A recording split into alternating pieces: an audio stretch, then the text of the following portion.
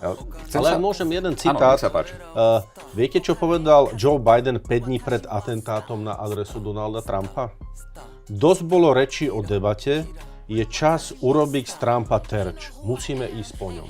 Podľa vás je toto normálne vyjadrenie? Tak verme, že to bola náhoda iba v tomto prípade, ale teraz by asi také vystúpenie, teda určite by už také, respektíve takýto citát nepovedal alebo takéto myšlienky nevyriekol. Chcem sa vás opýtať, ale z toho geopolitického hľadiska, ak by teda Donald Trump sa stal 5. novembra, kedy sú voľby v Spojených štátoch amerických, ak by sa stal teda prezidentom, ako sa zmení tá geopolitická situácia? Čo tieto americké voľby? Pýtam sa v tom kontexte, pretože Donald Trump je silný hráč a vieme, že v tej kampani Joe Biden vystupuje veľmi slabo, dokonca demokrati ho zvažujú, že ho stiahnu, aj keď on sa bráni.